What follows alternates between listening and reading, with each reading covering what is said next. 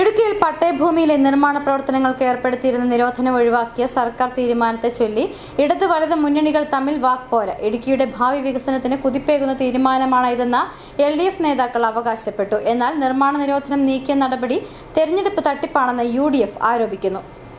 1960-ലെ ഭൂനിയമം ഭേദഗതി ചെയ്യുന്നതിന് പിന്നാലെയാണ് സർക്കാർ ഇടുക്കിയിലെ നിർമ്മാണ നിരോധനം നീക്കിയത്. പട്ടയഭൂമിയിൽ വാണിജ്യ ആവശ്യങ്ങൾക്കുള്ള കെട്ടിടങ്ങൾ ഉൾപ്പെടെ നിർമ്മിക്കാം. പതിറ്റാണ്ടുകളായി നിലനിന്നിരുന്ന പ്രശ്നത്തിനാണ് ഇതോടെ പരിഹാരമായത്. ഇടുക്കിയുടെ ഭാവി നിർണ്ണയിക്കുന്ന തീരുമാനമാണിതെന്ന് LDF നേതാക്കൾ അവകാശപ്പെട്ടു.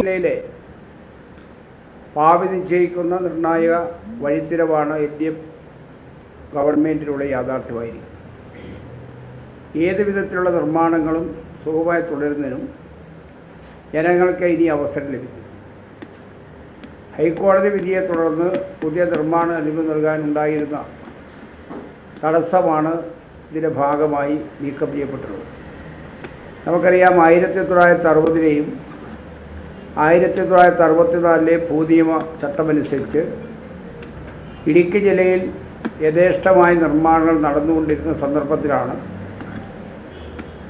50 വർഷത്തിലേറെ അഭംഗരം തുടരുന്ന നിർമ്മാണങ്ങൾ തടസ്സപ്പെടുത്താനിടയായത്. കോൺഗ്രസ് നേതാക്കൾ ഹൈക്കോടതിയെ സമീപിച്ച് പള്ളിവാസലിൽ ഒരു കെട്ടിട നിർമ്മാണവുമായി ബന്ധപ്പെട്ട് വിജിലൻസിൽ പരാതി കൊടുക്കുകയും ഭൂപ്രശ്നങ്ങൾ വഷളാക്കിയ സർക്കാർ ഇപ്പോൾ എടുത്ത തീരുമാനം തെരഞ്ഞെടുപ്പ് മുന്നിൽ കണ്ടുകൊണ്ടുള്ള രാഷ്ട്രീയ തട്ടിപ്പാണെന്നാണ് UDFന്റെ ആരോപണം. ഇതെല്ലാം പരസ്പര വിരുദ്ധമായ കാര്യങ്ങളാണ് ഇതിനകത്ത് ഉൾപ്പെടുത്തിയിരിക്കുന്നത്. ഇതൊന്നും ആളുകൾക്ക് ഗുണം കിട്ടാൻ വേണ്ടിയിട്ടല്ല, ഇതെല്ലാം അനാവശ്യമായ കോംപ്ലിക്കേഷൻ ഉണ്ടാക്കി പോകാൻ വേണ്ടി. അതുകൊണ്ട് ക്രമവൽക്കരണത്തിൻ്റെ കാര്യത്തിലായാലും അതോടൊപ്പം തന്നെ കെട്ടിട നിർമ്മാണത്തിന് അനുമതി കൊടുക്കുന്ന കാര്യത്തിലായാലും യാതൊരുവിധ ഉപാധികളും പറയാൻ പാടില്ല. ആളുകളുടെ കയ്യിൽ നിന്നും ഒരു പൈസ പോലും അതിൻ്റെ പേരിൽ ഈടാക്കാൻ പാടില്ല. എല്ലാ പട്ടയങ്ങളും ഒരുപോലെ ആളുകൾക്ക് ഉപാധിരഹിതമായി ഉപയോഗിക്കാൻ കഴിയത്തക്ക നിലയിലുള്ള സ്വാതന്ത്ര്യവും അവകാശവും കൊടുക്കണം. പട്ടയഭൂമിയിൽ ഗവൺമെന്റ് നിയന്ത്രണം ഏർപ്പെടുത്താൻ പാടില്ല.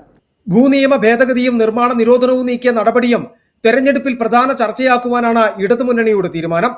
എന്നാൽ കെട്ടിട നിർമ്മാണം ക്രമവൽക്കരിക്കുന്നതിന് ഫീസ് ഈടാക്കുവാനുള്ള സർക്കാർ തീരുമാനം ഉൾപ്പെടെ ചൂണ്ടിക്കാട്ടിയാകും UDF ഇതിനെ പ്രതിരോധിക്കുക. City vision, Kattappana.